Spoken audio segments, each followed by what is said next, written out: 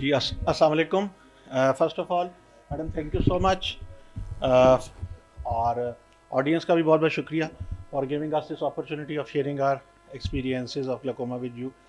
So to me, at least the diagnosis is quite straightforward. Looks like aphakic glaucoma, and as the madam told that this patient was lost to follow up, and they reported back after 2 years.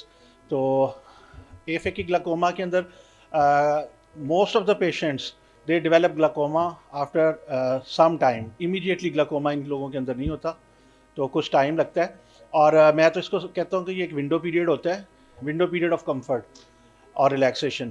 तो ये 6 months to 1 year का अक्सर window period patients में मिलता है, जिसके अंदर patients जो हैं वो भी, उनके पेरेंट्स भी और हम सब लोग भी थोड़ा सा एक सूडो रिलैक्सेशन के फेज़ में चले जाते हैं।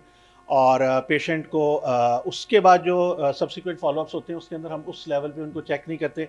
मैनी टाइम्स आईओपी मिस हो जाता है, many times disc evaluation miss हो जाती है।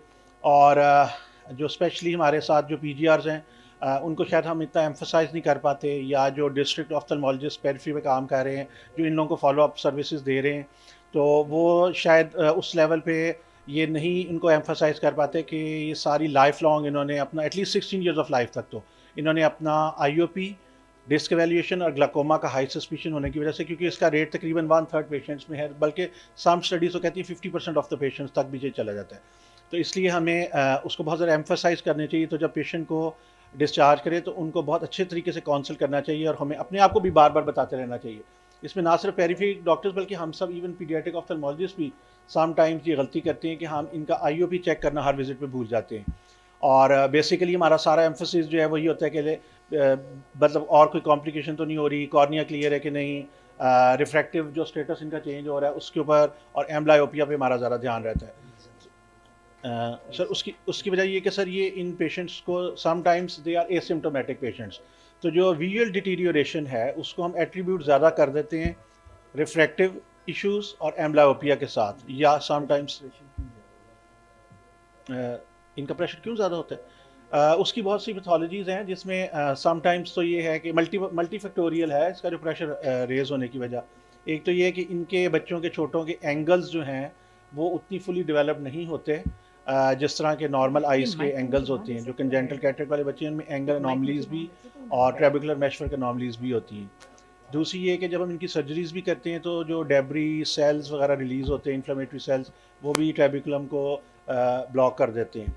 और तीसरा ये कि रिटेन लेंस मैटर और इन्फ्लेमेशन, तो इस तरह के बहुत से इश्यूज भी होते हैं। और जैसे ये कि cataract, many times cataract is not isolated congenital cataract, तो उसमें अदर ऑकुलर एनॉमलीज भी होती हैं, उसमें सिस्टेमिक प्रॉब्लम्स भी होती हैं। तो आई जो है वो इतनी ज़्यादा हेल्दी नहीं होती, जिसकी वजह से इन लोगों के अंदर काफ़ी हाई इंसिडेंस। उसकी एफ की उसकी डिटेल नहीं है कि ये लेंजेक्टमी भी है, ये irrigation that's aspiration. Important. Postal capsule intact है कि नहीं? मेरी बात करो। जितने नहीं, प्रोफेसर इमरान साहब का इसमें ये था कि डिटेल ऑफ सर्जरी अवेलेबल नहीं है, नोट्स जो हैं कि उसके अंदर कैप्सूल जो है वो रिमूव किया गया था, सिंपल इरिगेशन एस्पिरेशन थी, या कि ये लेंजेक्टमी की गई थी। तो वो भी विट्रियस, प्रॉब्ली सर विट्रियस के बारे में आपका है कि अगर विट्रियस जो है वो प्रॉपर क्लियर नहीं किया गया, लेंजेक्टमी हुई है और उसके बाद विट्रियस को प्रॉपर नहीं क्लियर किया गया, प्रॉपर विटेक्टमी नहीं की गई, तो ये this is yet another reason. तो विट्रियस जो है वो भी ब्लॉक कर सकता है एंगल को। One of the thing is the technique of surgery कि उसमें ये होता है कि फॉर एग्जांपल जैसे बच्चों में माइक्रो सर्जिकल इंस्ट्रूमेंट से अगर आप सर्जरी करेंगे तो स्मूथली सर्जरी हो जाती है, लेस जो है वो मैनिपुलेशन होती है आयरस की, क्योंकि the main cause is inflammation because the children are more prone to develop post op uveitis, post op inflammation ज़्यादा होती है बच्चों में। तो जितना मिनिमम आप मैनिपुलेट करेंगे उतना इन्फ्लेमेशन कम होगी। और ये है कि जो जेल अगर आप यूज़ कर रहे हैं उसको प्रॉपरली वॉश करें, उसकी वजह से भी post op immediate post op IOP raise हो सकता है। और जैसे डॉक्टर अशल ने बताया कि ट्रैबिक्युलर एबनॉर्मलिटीज़ डिसजेनेसिस हो सकता है, उसकी वजह से भी होता है। तो अगर ये है कि आपने मिनिमम मैनिपुलेशन की है तो आपकी इन्फ्लेमेशन भी कम होगी, आपके पिगमेंट्स भी कम रिलीज़ होंगे, आपका ट्रेबिकुलर मैशवर्क पे प्रॉब्लम ज़्यादा नहीं होगी। और ये है कि दूसरी बात ये कि इस तरह के पेशेंट्स को हमने क्लोजली फॉलोअप करना होता है, क्योंकि बच्चों में प्रॉब्लम ये है कि समटाइम्स हम विजुअल एक्टिविटी भी हर विजिट पे प्रॉपरली नहीं चेक कर रहे होते। आईओपी चेक करने में प्रॉब्लम होती है, उनको हमें सेडेट करना पड़ता है, जहाँ पे सेडेशन नहीं है तो फिर एग्जामिनेशन अंडर एनेस्थीसिया देना पड़ता है। तो these are the few barriers कि जिसकी वजह से ये चीज़ें मिस होती हैं। दूसरी चीज़ ये कि वो फिर पेशेंट की तरफ से आ जाती है कि पेशेंट समझता है कैटरेक्ट सर्जरी हो गई, अब बस बच्चा सही देख रहा होगा। तो ये है कि these are the barriers we have to keep on follow up these patients and we have to check the visual activity, axial length, intraocular pressure, disc measurements, all these things we have to check on every visit. Patient आता है तो हम उसका IOP नहीं ले पाते हैं, लेकिन उसके लिए सबसे ज़्यादा ज़रूरी ये है कि अगर आप सिर्फ रेटिनोस्कोपी भी अगर कर लें, which is much easier to do than an IOP, तो रेटिनोस्कोपी से भी अगर मायोपिक शिफ्ट हो रही है तो that gives you an indication कि there is something going wrong, अगर आपको लगता है कि बहुत फास्ट हो। And one more important which is just an hack which I have developed, कि जब once you do a cataract surgery और अगर आपकी जो बच्चे बता नहीं पाते और अगर आप खुद भी बीमार होते हैं और अगर आप थोड़े से ठीक हो जाएं तो आप डॉक्टर की इंस्ट्रक्शन कभी फॉलो नहीं करते, तो आई वाइट हो और कोई मसला ना हो तो माँ आँख में कतरे नहीं डालती। और अगर इमीडिएट पोस्ट ऑफ पीरियड में प्रॉपर ड्रॉपिंग नहीं होती तो उसमें इन्फ्लेमेशन ज़्यादा होती है। इन्फ्लेमेशन होने की वजह से वो जब सैनिकी भी बन रहे होते हैं तो पेरेंट्स को नहीं पता लगता and most of the time doctor को भी नहीं पता लगता, क्योंकि हर दफ़ा वो उसको स्लिट लैम्प पे नहीं एग्जामिन करते। तो once you have done the cataract surgery you have to make sure that the mother जो है वो geared up है for that frequent dropping. And what I used to do, you may not sort of agree with it, लेकिन मैं उनको कहती थी कि हर आधे घंटे के बाद कतरे डालने हैं और उनको टाइम टेबल बनाती थी कि आधे घंटे के बाद। Only question I use to ask was कि तुम्हारे ख्याल में जब आधे घंटे या 1 घंटे के बाद कतरे डालें तो दिन में कितनी दफ़ा डालोगी? जवाब आता था 4 से 5 दफ़ा। मैं भी शायद यही करूँगी ना, इफ़ आई एम, मैंने कोई मुझे कहेंगे 5-6 दफ़ा, 6-7 दफ़ा, so then I used to tell them कि नहीं, it means that it is like 12 times a day और 24 times a day. And then कभी कभी तो शुरू में अगर इन्फ्लेमेशन लगती थी तो I used to tell them, उसके हस्बैंड को बुलाना पड़ता है, उसकी सास को बुलाना पड़ता है कि ये अगले 15 दिन घर का काम नहीं करेगी और नाश्ता पे पराठे नहीं बनाएगी और ये सिर्फ अपने बच्चे को कतरे डालेगी। And I think that work and miraculously, I mean Nasma is sitting here, I think मैंने बहुत कम इन्फॉर्मेशन देखी, बट उसके लिए you have to be you know like you have to be like Counseling is very Counseling of the important. parents. मतलब ये आपको you have to take the parents on board. Early science of visual loss क्या बताएंगे parents को? Parents. ऊंचा ऊंचा बताओ, सबको बताओ ना बेटे। बच्चा ग्लासेस के साथ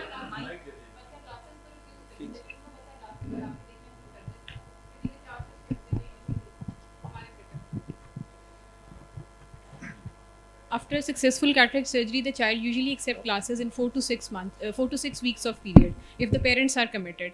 So if the child stops wearing glasses, बच्चा ऐनक उतार के फेंकना शुरू कर रहा है या मैनक बच्चा यूजुअली उस ऐनक से खेलना शुरू कर देता है या वो ऐनक को ऊपर करके देखना शुरू कर देता है, तो हम एक अलार्मिंग साइन बताएंगे। या बच्चों की आंखों से पानी आना शुरू हो जाता है, वो धूप में जाकर उसको प्रॉब्लम होना शुरू हो जाता है। तो जो फोटोफोबिया है वो आमतौर पर पेरेंट्स आके इस तरह से बताते हैं कि जी ये धूप में या बाहर नहीं खेलता, ये पहले बाहर निकल जाता था सेहन में, अब इसने सेहन में खेलना छोड़ दिया है।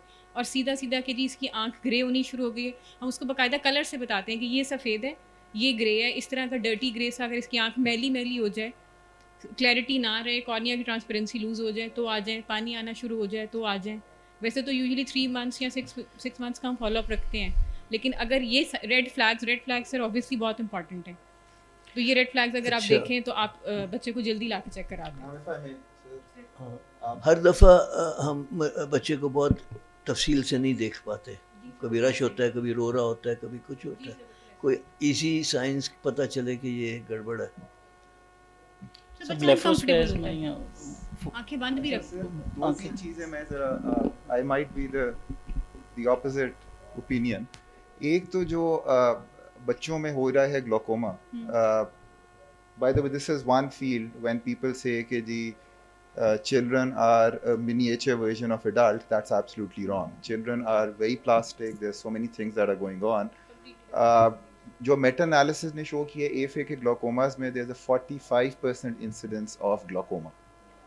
And that meta-analysis also showed that 12% of those happen at 9.6 years post-surgery. So it is not something that is happening immediately. It can, and it is also something which requires a lifelong follow-up.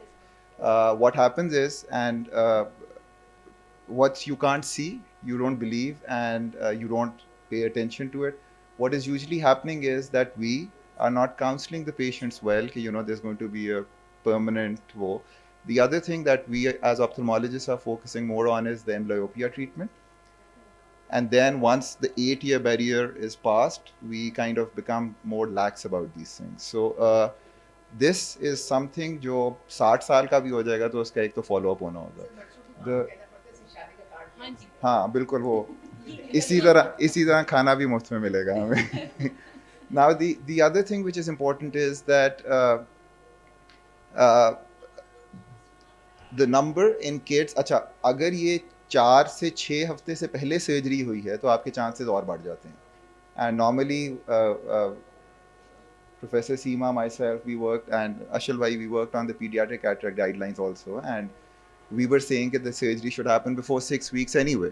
So these kids, if we're operating before 4 weeks, have a bigger chance of glaucoma at any point in their life.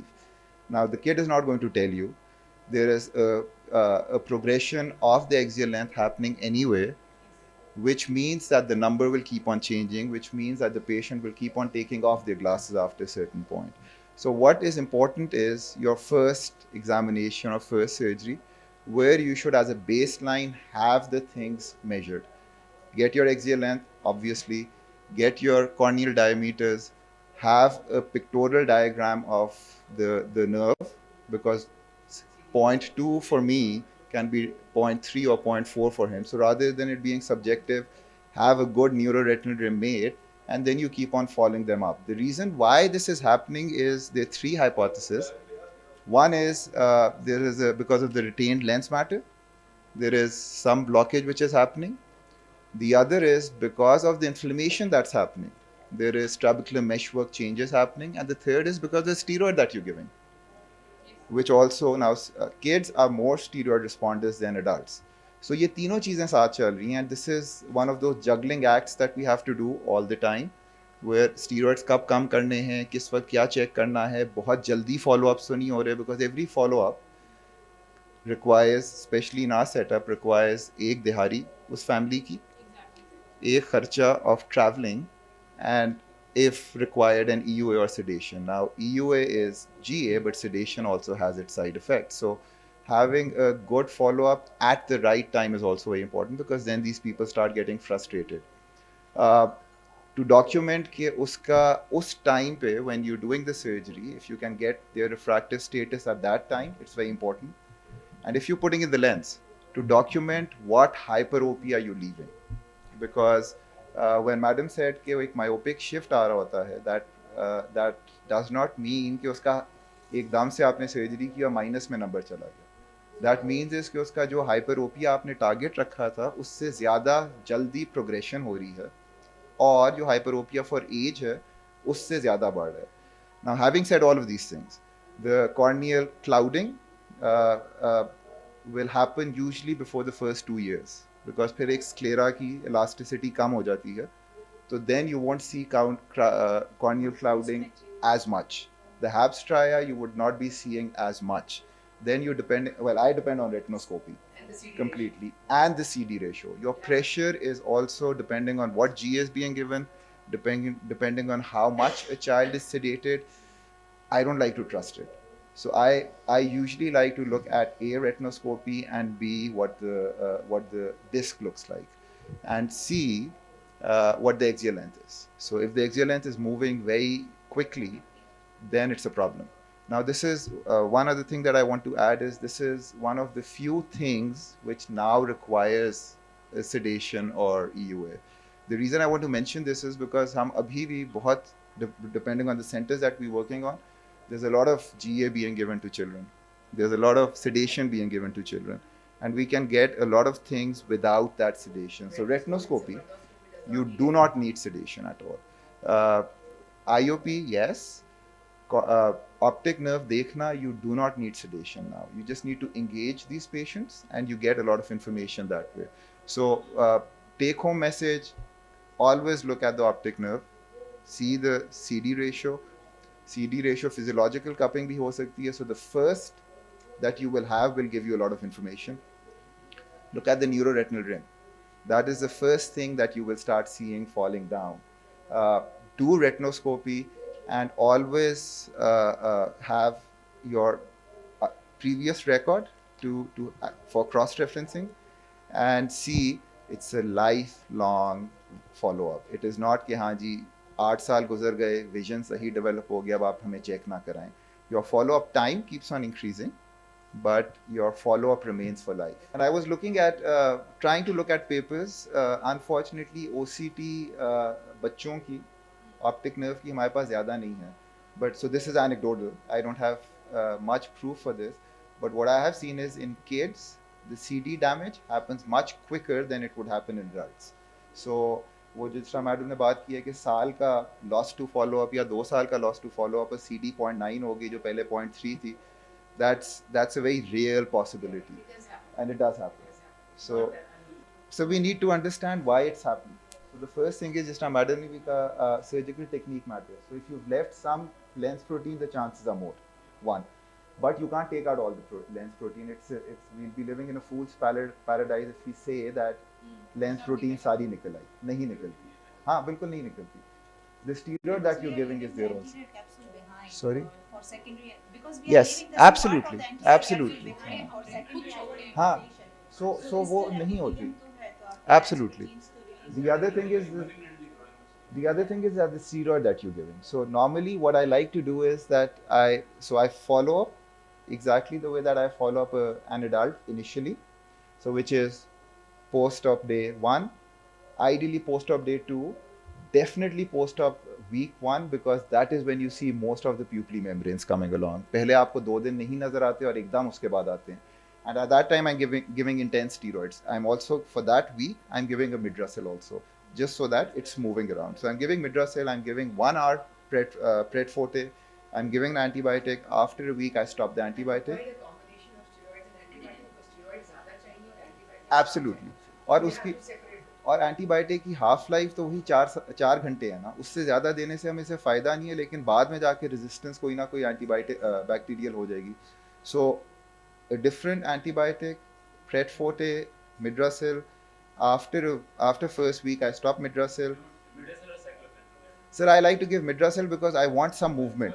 I want mobility. मैं ये नहीं चाहता कि साइनिकीज उसकी dilated position में बन जाए. साहब इसको थोड़ा सा बेहतर कर सकते हैं. मैं बड़ा सोच के बोल रहा हूँ because उन्हें मेरा कान पकड़ लेना है किसी वक्त भी. And then after a week, I stop Midrasil. I stop the antibiotic because उसने जो काम करना था वो कर दिया. And then I start decreasing the steroid.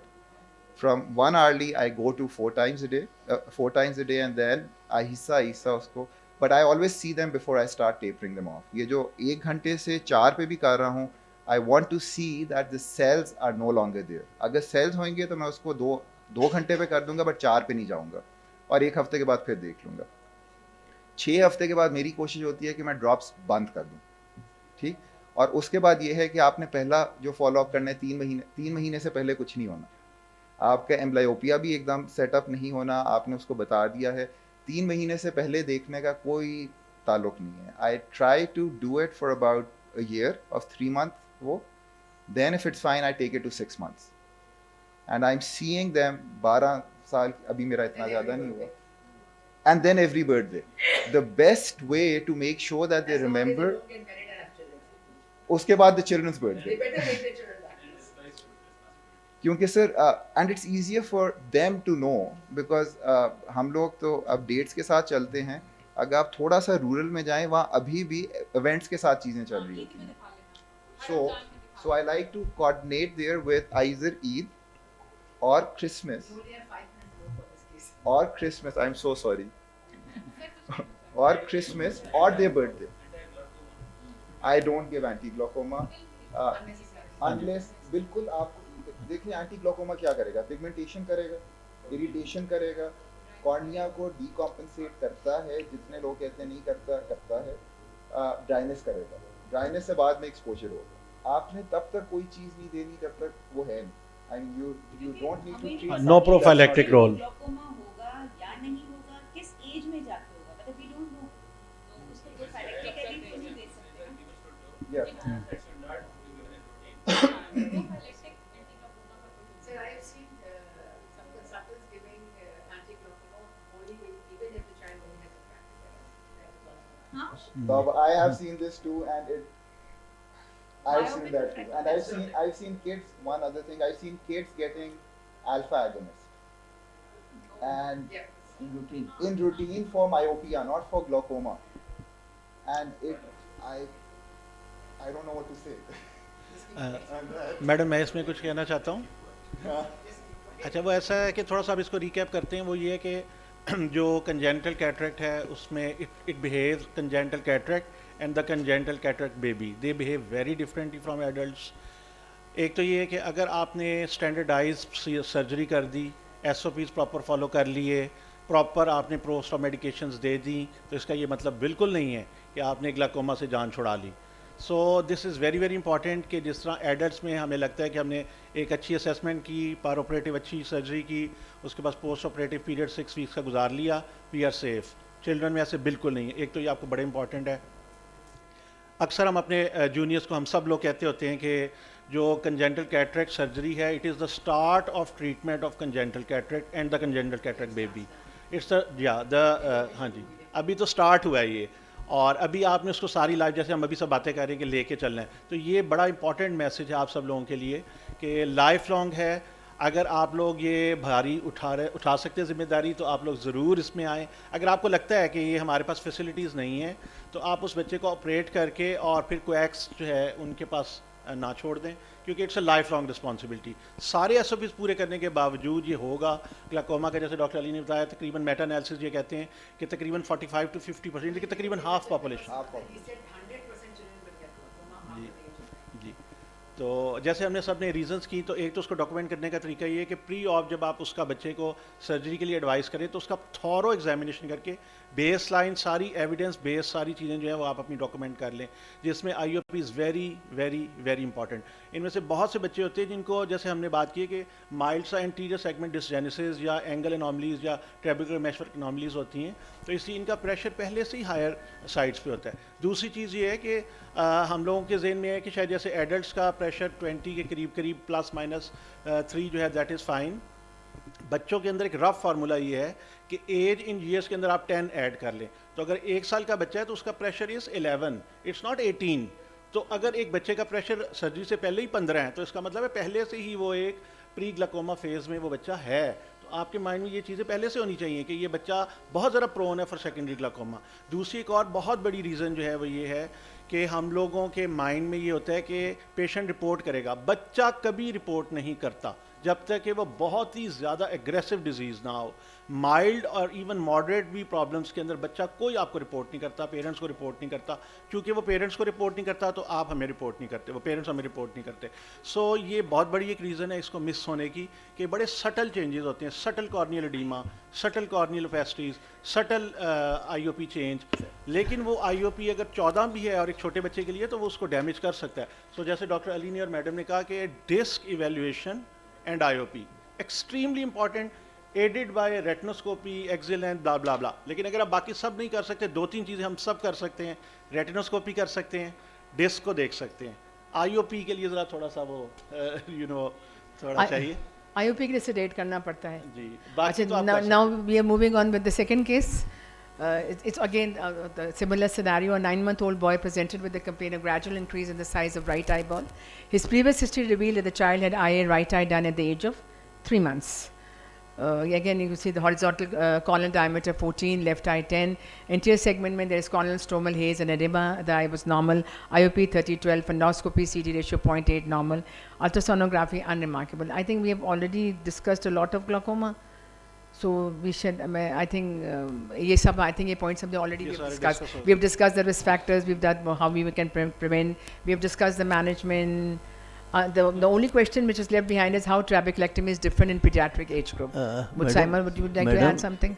Sir, want to say something? इसमें बस सॉरी एक बात, इसमें एक दफ़ा रूल आउट करने के कोई और कॉज तो नहीं है. हमने पहले प्रिज्यूम कर लिया कि ये फेकिक ग्लाकोमा Exactly, है. वो उसको अच्छी तरह देख के कंफर्म करके फिर इस लाइन पे चलें बस. जी Saima, you wanted to say something? Okay, so yeah, trabeculectomy I think is like a double-ended sword. Mic थोड़ा आगे कर लो बेटा. Is it working? उसको चोट नीचे से दबाना होगा. Yeah, I think in trabeculectomy in kids is like a double-ended sword. Right from the beginning, whether to use mitomycin, how much, thinned out, stretched out scleras, lead to thinned out blebs. Then, of course, when you're choosing the site, you have to know that this child has a long way to go. So if you sitting right there and you plan a trabeculectomy right at 12 o'clock, you're not leaving much of nasal and much of temporal, you're going to be in trouble. So it's better that you start either in the temporal quadrant or in the nasal quadrant. Limit your peritomies, and then if you're using an adjunct, I think 5-FU is much safer than mitomycin, but I think there's a little bit problem about its availability. Then again, when you're making a window, what I like to do is when I'm making a scleral window, I like to make an incision right in the clear cornea and then use a Kelly punch and go behind, because sometimes the blue-white junction, again, it's not very distinct sometimes. So if you're far behind, you might just get vitreous prolapse that you definitely don't want. So then in these eyes, it's probably sometimes safer to go clear cornea and then move a little backward as far as you feel it's safe. Then, of course, post-operatively. And then again, in these eyes, needling is always a problem. So, maybe it's wise always to go for a releasable suture. And it's always easier to do this than, it's because, needling is definitely an issue in pediatrics. Then again, post-op follow-up is a major problem with these kids. Because the trabeculectomy, most people do fine, but the issue is that the kid is not going to show you the eye properly in the post-operative period. So sometimes what I do is I take the child under general anesthesia, make sure that the bleb is fine. Not exactly like total anesthesia, but I just I tell my anesthetist to give a little bit of sevoflurane. That works well. And the child is sedated, and then you can take the pressure. You can make sure that the bleb is formed, the AC is formed, and I think these are the main things that you have to take care of. Ahmed, would you like to add something? Madam पहले तो जो एफेकिक glaucoma है उसमें तो ये फैसला करना है कि ये विट्रियस विक की वजह से पीपल की ब्लॉक किया हुआ है या पेरिफेरल एंटीरियर सनिकी बनने की वजह से है, कि हम सर्जरी का प्लान अगर एफेक किया है तो क्या करने, अगर तो पीपल को विट्रस वीक की वजह से है तो एंटीरियर विट्रेक्टमी प्लस IUL उसी सिटिंग में करने की कोशिश करेंगे, और अगर पेरिफेरल एंटीरियर सैनिकी है तो फिर ज़्यादा बेहतर यह है कि एंटीरियर फिल्ट्रेशन सर्जरी जिसमें क्लियर कॉर्नियल इंसिजन के थ्रू जाके पेरिफेरल और वो सारी सिटिंग करेंगे, कि अंडरलाइन काज देखेंगे कि जो एफेकिक ग्लाकोमा है वो विट्रियस की वजह से या पेरिफेरल एंटीरियर सैनिकी की वजह से, और इसमें पार्शल टिनोनेक्टमी एक्स्ट्रा बच्चों में हम कर सकते हैं ताकि पार्शल टिनोटमी और So the learning points I think which we have got to the risk factors by aged surgery, microcornea, poorly dilating people. One important thing I think we all have missed whenever you decide to go for cataract surgery, तो जब आप preliminary इसको examination कर रहे होते हैं तो make sure कि आप एक दिन पहले before your surgery आप डाल के देखें dilating drops कि उसके pupil dilate भी करते हैं कि नहीं करते. But most of the time it happens so many children that they do not respond to the dilating drops and the pupils do not dilate. So अगर आपको पहले से पता होगा कि these pupils are not going to respond to your dilating drops, then you would plan pre-operatively कि how you have to go about it. So this is very important because जितने मैंने जब तक cataracts मतलब अब तो खैर मैं मेडिसिन नहीं प्रैक्टिस करती इतनी, I do something else and I enjoy that very much. But ये कि whenever you're doing it, this is very very important that you should check the patient एक दिन पहले कि वो pupils उसके dilate होते कि नहीं. That will give you so much of an idea. एक simple एक कतरा डालने के बाद आपको पता लग जाएगा कि बाद में इसने सर्जरी के दरमियान आपने क्या करना है और बाद में इस बच्चे ने कैसे रिस्पॉन्ड करना है. सो जो नॉन डायलेटिंग पीपल्स होते हैं ये बाद में भी आपको लग पता चलता है कि क्या करना है उसके साथ ना. I just want to add one thing, as Dr. Saima said, it is difficult to examine the child on every visit. So sedation is comparatively the safe as compared to general anesthesia. You can just check the intraocular pressure, retinoscopy, fundus examination you can easily do. लेकिन ये है वो ophthalmic eyes होती हैं, you can't assess the blab. तो वो ब्लैप assess करना है, उसको मैनिपुलेट करना है, then you need general anaesthesia. Otherwise if you just want to check the intraocular pressure, corneal dias, axial length and fundus examination, retinoscopy, so sedation is the safer method to do all these things. और जो late onset glaucoma होते हैं उनमें बुप्थेल्मिक आई नहीं होती, हाँ, उनके उसमें आई नहीं का होती, साइज नॉर्मल हाँ, होता उसमें है. नहीं होती. दिस इज इंपॉर्टेंट कि आप सिर्फ इस बात का इंतजार ना करें कि the eye ball is going to increase in size, because they are not buphthalmic at all. There is no corneal striae, nothing. नहीं, स्पेक्युलम आप क्यों लगाएं, मतलब स्पेक्युलम से प्रेशर नहीं पड़ेगा. अच्छा, ओके, ब्लैप. हाँ हाँ, yup. Depends on how small it is. It's adaptable or not. So as an Yeah. Here too, they become enough cooperative. You know, if you kind of. What I do is, I usually do IOP on Goldman also. So they sit on a slit lamp. Presentation है, मुझे उधर बुला रहे हैं. That's gonna come out of my ear. Tell me the color of the elephant. Tell me the color of the elephant, and just scratching them down. Yep. मेरा If bag it's पड़ा more है. than 12, if it's less than 12, ये बड़ा bag. I'm going even लगने से आपको idea होगा. So it's more. Then I would go for sedation or anything of that sort. Thank you sir, thank you So very the much. elephant helps me. ठीक है sir, thank you sir, thank you sir. तो कभी कभी बच्चों में ज़रूरी नहीं होता कि आप एग्जैक्ट आई मीन आपकी रेटिनोस्कोपी अगर आप पूरी नहीं भी कर सकते तो आप एक इनिशियल आपने रिफ्लेक्स देख लिया तो it gives you an idea. It is a high hyperopia, it's a high myope or anything, it gives you so much of an information. और हम लोग जो है अनफॉर्चुनेटली, प्लीज़ जितने भी लोग यहाँ बैठे हैं, प्लीज़ बच्चों को ऑटोरैप पे नहीं बिठाना और नहीं बिठाना. I think it is criminal negligence कि you make a child sit on an autoref for the refraction. Because उसमें आपको कोई इन्फॉर्मेशन नहीं मिलती है. आपकी रेटिनोस्कोपी के रिफ्लेक्स से there is an abundance of information which is sitting there for you to come and see. So वो एक स्टेप है जो कि नहीं अवॉइड करना. So I see a lot of patients, I still see a lot of patients जो उनके ऑटोरैफ की पर्ची उनके हाथ में होती है और कमाल के नंबर दिए हुए होते हैं. वो ऑटोरैफ की पर्ची से उसके बाद वो सब्जेक्टिव भी नहीं किया होता. So please this is something very, जितने यंगस्टर्स यहाँ बैठे हैं आप लोगों को शायद अब इतनी आदत नहीं है रेटिनोस्कोपी करने की. My supervisor I worked with Professor Wasim Muhyiddin Qatri, Allah बख्शे उनको, और he made sure that every resident should sit. हमारा कमरा number 17 which was for retinoscopy, जिस दिन 1000 रेटिनोस्कोपी कर लो उस दिन ऊपर वार्ड में आ जाना. So I have done 1000 retinoscopies sitting down in that room 17 and मेरे ख्याल में मेरा बच्चा मेरे आगे से गुजरे तो मैं बता सकती हूँ कि इसकी रेटिनोस्कोपी क्या होगी बगैर रेटिनोस्कोप उठाए हुए भी. So I trained with Guyton's Prodigy.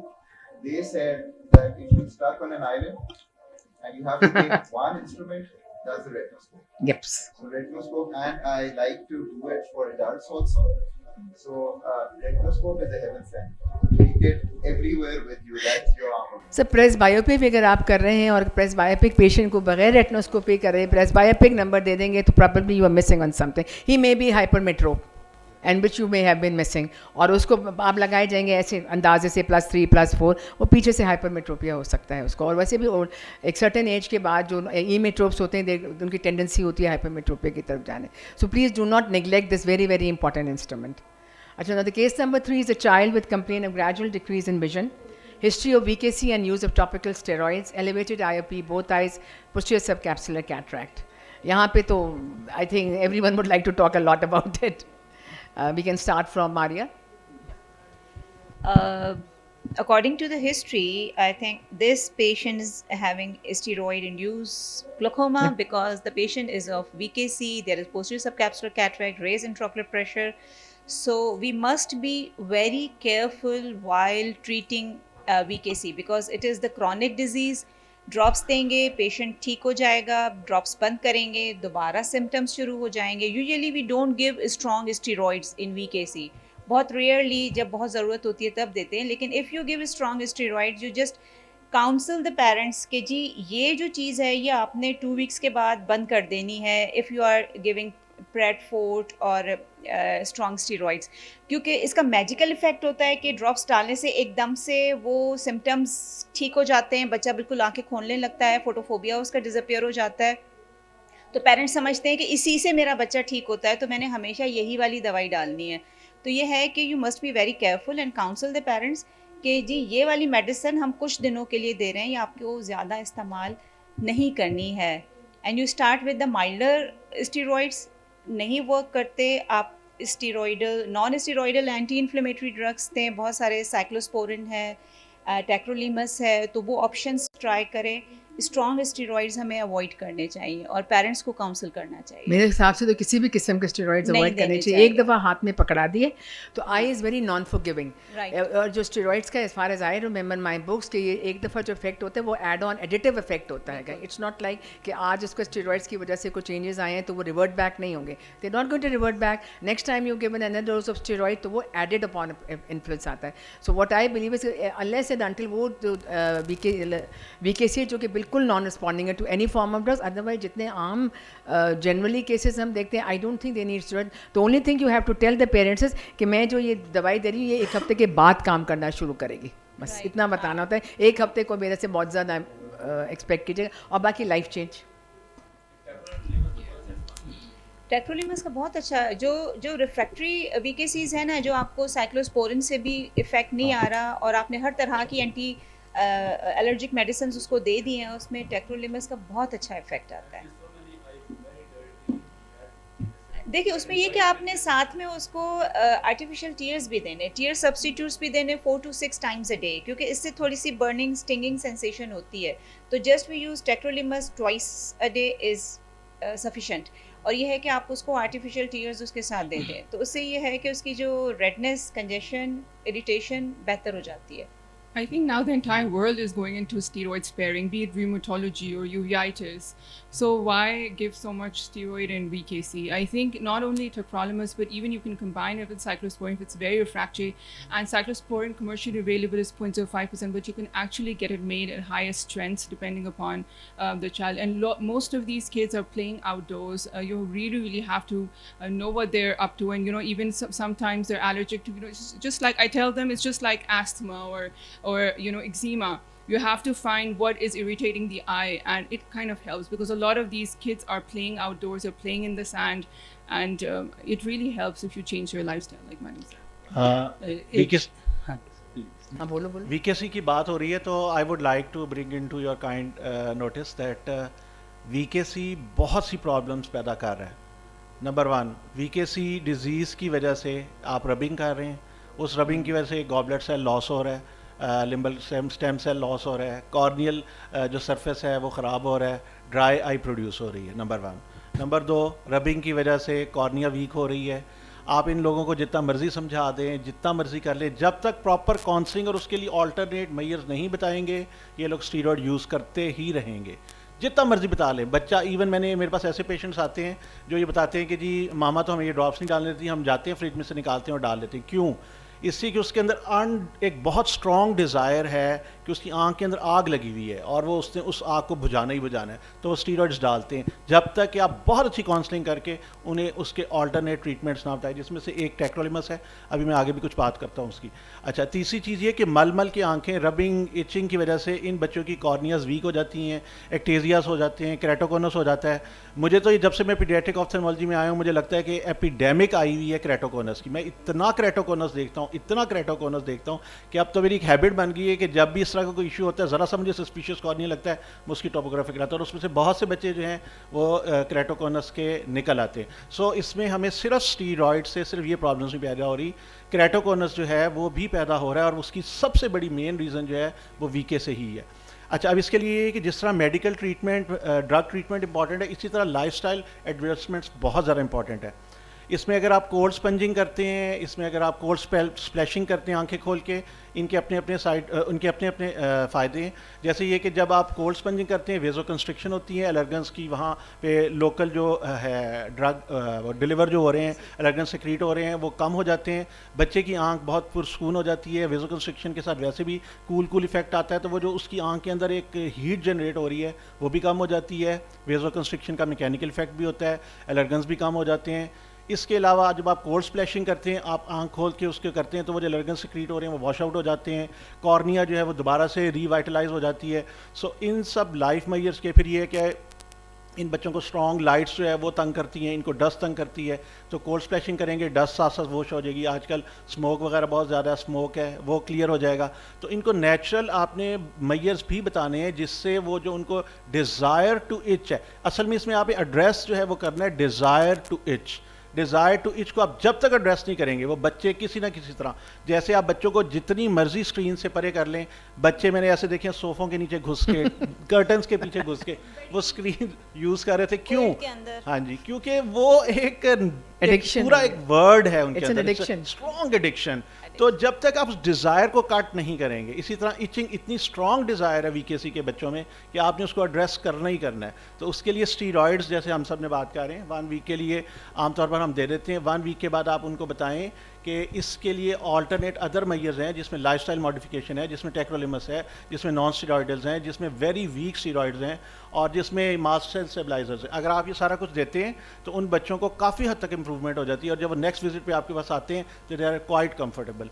सो हमें एक पूरी मल्टी सिस्टम एक स्ट्रेटजी उनको डिज़ाइन करके पेरेंट्स को बतानी चाहिए, और थोड़ा सा टाइम भी स्पेंड करना चाहिए, स्पेशली जब वो बच्चे फर्स्ट टाइम आपके पास आएँ, कि डिज़ीज़ क्या प्रॉब्लम कर रही है, और डिज़ीज़ की एक्स्ट्रा जो वो management in the form of steroids है वो क्या प्रॉब्लम कर रही है, उसको कैसे मैनेज करना है। वन इम्पॉर्टेंट थिंग इज़ ये कि बच्चों को सीजनल अगर वेरिएशन आती है तो आप उनको प्रोफाइलेक्टिकली आप पेरेंट्स को कह सकते हैं कि जब सीजन चेंज होता है तो आप 15 दिन पहले ही मास्टर स्टेबलाइजर या कोई एंटीलर्जिक ड्रॉप्स डालना शुरू कर दें, ताकि वो बाय द टाइम वो मतलब ये इस एक्सट्रीम पर ना पहुँचे कि you have to go for steroids.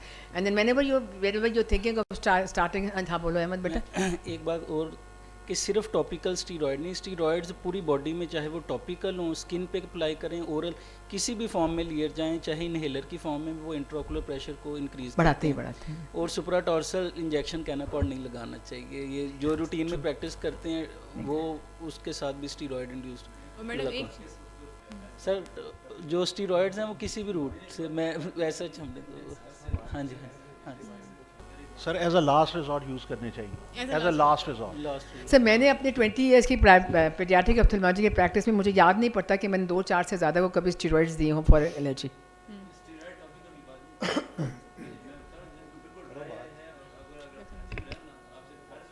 तो हमारे छोटे बच्चे नहीं आते ना ड्राई आई वाले, ये तो आप बड़ा बुड्ढों की बात कर रहे हैं ना।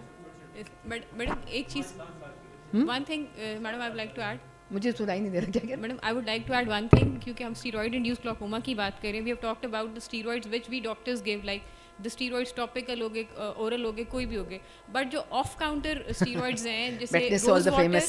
और रोज़ वाटर, और जिसको अर्के गुलाब कहते हैं, और लोग समझते हैं कि ये आँख में कोई नुकसान नहीं करता, वो उसमें भी एक्चुअली स्टीरॉयड होते हैं। वो अनफॉर्चुनेटली आई ड्रॉप्स की बॉटल में मिलता है, और वो फिर हमारे लिए बहुत तो कैटेगोरिकली पेशेंट्स को ये बताना मतलब this I think this is take home message for everybody कि we should tell the patient कि रोज़ वाटर या अर्के गुलाब या कोई और चीज़ आँख में नहीं डालनी। वो होम्योपैथिक ड्रग्स भी होती हैं हाँ होम्योपैथिक ड्रग्स जो भी आँख में होती डालते हैं। हैं। कैट जी सर बिल्कुल, वो तो होता है, बट इस सर एक काजल भी, जो सुरमा काजल होता है, वो भी बहुत डला हुआ होता है सर। तो ये स्टीरॉयड इंड्यूस में मैडम रोज़ वाटर को भी इंक्लूड करना चाहिए। So I want to. You done?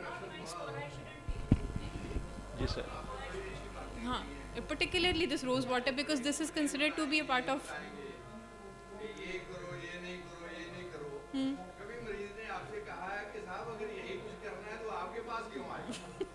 Sir नहीं, अगर आपने अच्छी प्रॉपर काउंसलिंग करती हो तो मरीज शुक्रिया कह के जाता है।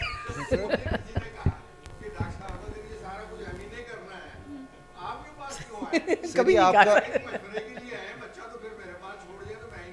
नहीं सर, ये जो उनको आप बात कर रहे हैं बोले उनको बोले कि अभी तो हम आपको इलाज कर रहे हैं, लेकिन बाकी सारा इलाज आपने ही करना है, आपने उसको सर, लेकिन- प्रिवेंट करना है। सर लेकिन आप जो बात कर रहे हैं that's 100% true. We need to understand as doctors we have to maintain the quality of life that they want. तो अगर वो सारा दिन ही कतरे डालते रहेंगे तो we not doing anything. So एक I agree with you. To give them an easier schedule. Easier अब हर चीज़ के लिए 4 दवाइयाँ मत दे रहे। No steroid yes sir.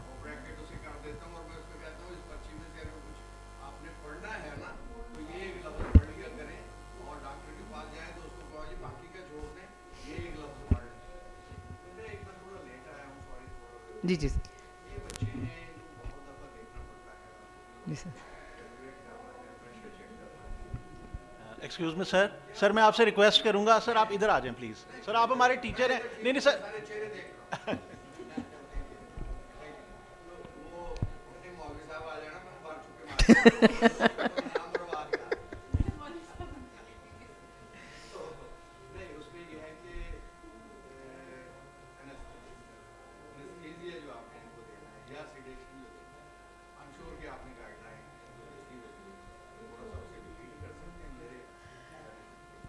Sir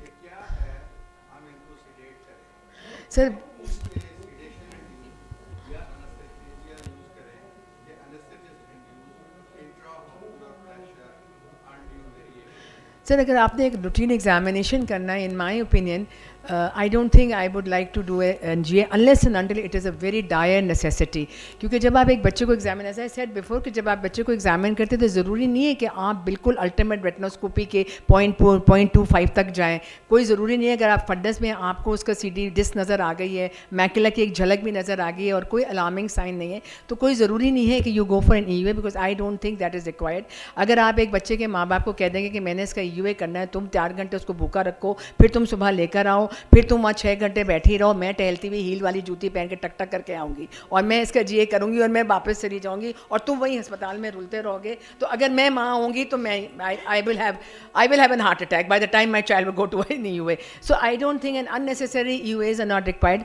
As far as sedation is concerned, then also I am very, very speculative about it, because I would not want my child to get 2 चमचा 3 चमचा chloral hydrate or something like that, because I have seen children को फेनेगन उनको पिला दी और वो irritable हो गए और वो लैंड अप करे इमरजेंसी में. We had an episode in children hospital. उसको अब बाद में, क्योंकि हमारी जो रूरल एरिया से या अर्बन एरिया से भी जो बहुत माएँ आती हैं, वो अपने जब बच्चे रोते हैं तो वो आम तौर पे, आई डोंट नो कितनी परसेंटेज है, I have not research, but वो थोड़ा बहुत सेडेटिव देती होती हैं.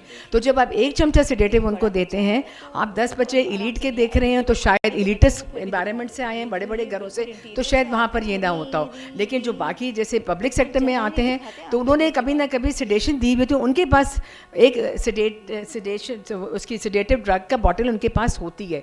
तो जब आप उनको 1 चमचा पिलाते हैं तो वो सोते नहीं हैं, फिर वो दूसरा पिला देती हैं आपको बताए बगैर, तीसरा आपके इल्म में भी नहीं होता. और वो I have had heart attacks almost, कि we had to rush patients to the emergency because और एक बच्चे की तो हमारे पास डेथ भी हुई, because वो मदर उनको repeatedly did sedation. She never revealed कि वो sedation देती थी और उसका शायद MRI होना था और उसको जब जो हालांकि मेडिकल स्पेशलिस्ट हमारे यहाँ वो इंजेक्टेबल लगाते हैं, द चाइल्ड डाइड. और अनफॉर्चुनेटली उसने कहीं बाद में उसे कह दिया कि हाँ मैं तो देती रहती और हमारी स्किन सेव हो गई थी. सो सेडेशन भी जब तक ज़रूरत ना हो, IOP करना है तो ज़रूर सेडेट कर लें बच्चे को. For me retinoscopy does not need sedation, for me fundoscopy does not need sedation. बच्चा रो रहा है तो रोने दो यार, कोई बात नहीं. थोड़ी देर बच्चे, मैं पहले माँ से पूछ लेती हूँ तुम्हें बच्चे के रोने से डर तो नहीं लगता? अगर माँ के कल्ले में, फिर मैं बताती हूँ अच्छा भाई अगर तुम्हारा बच्चा नहीं दिखाएगा, मैं रोते हुए मैं तो कहती मेरे तो कानों को आदत है बच्चों को रोने के सुनने की. अगर आपको डर, अगर आप कहोगी तो yes we will go for sedation. Sedation से ये होगा, GA पे जाएंगे उससे ये होगा. अब बताओ बेटे करना क्या है? पकड़ के देख लूँ? वो कहेंगे मैडम पकड़ के देख लें, प्लीज़ मैडम पकड़ के देख लें. इतना डरा दो कि वो कहेंगे मैडम प्लीज़ पकड़ के देख लें. माँ टांग के नीचे बच्चा दबाती है, कभी कभी बाप को बुलाना पड़ता है सर. लेकिन रेटिनोस्कोपी, फंडोस्कोपी और एक बहुत अच्छा खासा मेरे ख्याल में 70 to 80% एग्जामिनेशन हो जाते हैं. 20% जो बच गया जिसमें आप समझते हैं कि डायर नेसेसिटी, आप समझते हैं कि रेटिनोब्लास्टोमा है, आप समझते हैं कि ROP की कोई चेंजेस है, आप समझते हैं कि मैंने मरूँ या जीऊँ, मैंने इसका मैकुला देखना ही देखना है या मैंने इसकी पेरिफेरी देखनी, then go for an EUA definitely. But otherwise sir मेरे ख्याल में बस 80% बच्चा आपको ऐसे दिखा जाता है. मैं तो सेडेट भी नहीं करती sir. Sir I would say तो ज़रूरत नहीं होती सर, फंडोस्कोपी की भी ज़रूरत नहीं होती सर. अच्छा डायलेट कर दें बस, अच्छा टिका के डायलेट करते हैं बस, इंपॉर्टेंट चीज़ ये.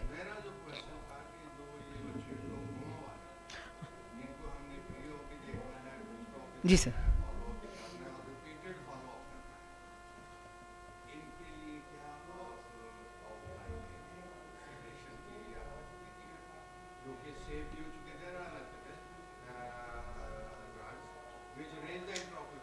Yes sir. और समटाइम्स ये वो आपका अंडर GA पे आपका प्रेशर कभी कभी वो वेरी भी करता है, अंडर कब कर रहे हैं, आउट कब हो रहा है, किस वक्त आप देख रहे हैं. Sir I would go for sedation. I don't know what the rest of the experts would want to say. I think sedation doesn't affect the intraocular pressure. And that's fine sir. Sedation में आपका IOP की fluctuation नहीं आती है. हाँ, अगर आप examination under anaesthesia करें तो डिपेंड करता है कि आप कौन सी गैस यूज़ करें, आइसोफ्लोरिन, केटामीन क्या यूज़ कर रहे हैं. तो उससे फिर फ्लक्चुएशन आती है कि हम जब ईयूएस करते हैं तो ये है कि सबसे पहला काम यही करते हैं कि जैसे ही पेशेंट थोड़ा सा पहले सेडेट हो IOP जाता है देखें। सबसे पहले आप आईओपी चेक करें कि ज़्यादा उसका ड्रॉप ना हो जाए आईओपी या हाई ना हो जाए, क्योंकि कुछ गैसेस रेज करती हैं इंट्राओकुलर प्रेशर को।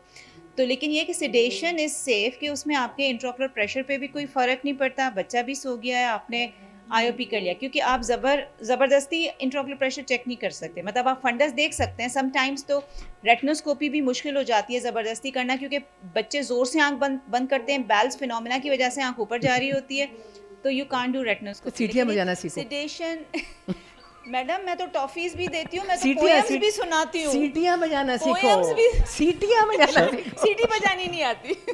सर मैं इसमें थोड़ा सा ऐड करना चाहूँगा आपके क्वेश्चन को। सब ने बहुत अच्छे तरीके से आंसर किया। सर मेरा इसमें आंसर ये है कि जो इंक्रीज्ड आईओपी है वो कुछ साइंस एंड सिम्टम्स प्रोड्यूस कर रहा है ना, वो कॉर्निया को डैमेज कर रहा है, जिसमें कॉर्नियल क्लैरिटी जो है वो कॉम्प्रोमाइज़ हो रही है, कॉर्नियल डायमीटर बढ़ रहा है। अगर आपका कॉर्निया एब्सोल्युटली फाइन है, उसके बाद आपने उसकी डिस्क देख ली, डिस्क लाइक 0.2 0.3 है, बिल्कुल नॉर्मल है, कोई उसमें ग्लाकोमा के चेंजेस नहीं है। अगर आपने उसकी रिफ्रैक्शन की, उसका refractive status myopic and secondary myopia नहीं है, तो सर अगर ये सारा कुछ है तो आपको आईओपी की इतनी कोई फिक्र नहीं होनी चाहिए। That is not the ultimate. हाँ जी, इससे नहीं होनी चाहिए। और उस पर अब वही जैसे मैडम कह रही है कि don't make it a point कि मैंने आईओपी लेना ही है, क्योंकि सर आईओपी ये सारी प्रॉब्लम्स ही कर रहा है ना, मायोपिक चेंज कर रहा है, कॉर्निया को डैमेज कर रहा है, कॉर्नियल क्लैरिटी को डैमेज कर रहा है और डिस्क को डैमेज कर रहा है। तो अगर ये सारा कुछ जो कि आप without sedation and without anaesthesia देख सकते हैं, असेस कर सकते हैं, अगर आप देखते हैं कि ये सारा कुछ ठीक है तो आईओपी आप डिजिटली भी ले लें, no problem. So I can challenge my digital IOP is better than your machine IOP. हर बच्चे की आंख के ऊपर हाथ जरूर रखें।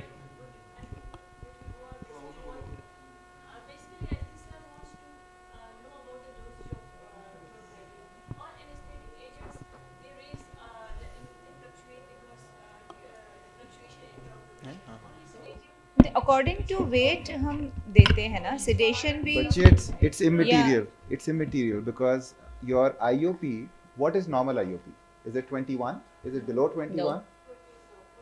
No. What is normal IOP otherwise? Normal IOP is IOP which is not causing damage, right? Whatever it may be. So if there is an optic nerve damage happening, then that IOP is immaterial, number one. Number two, whatever, if you really have to do an EOA, whatever anesthesia you're using, जो उस पे आ रहा है IOP और आपको एक damage नजर आ रहा है, आपने ट्रीट करना शुरू कर दिया, उसके बाद जब आप करेंगे आप फिर EOA करोगे ना, तो आपके पास उस EOA की तो बेसलाइन आ गई, तो आप उससे कंपेयर कर रहे हो. So you have the serial numbers to see it. Also remember that IOP in isolation does not mean anything. So if we are seeing that optic nerve damage, if we are seeing a rapid progression of axial length, then even if the IOP is 12, I want to bring it down. Even अगर CD ratio बढ़ रहा है तो बढ़ रहा है, न्यूरोरेटिव lens को damage हो रहा है, बेशक 8 पे हो रही है damage. So, and if you look at research, ketamine से कितने points गिरना है, ISO से कितने गिरना है, वो already mentioned है. Yeah. Absolutely. Ji.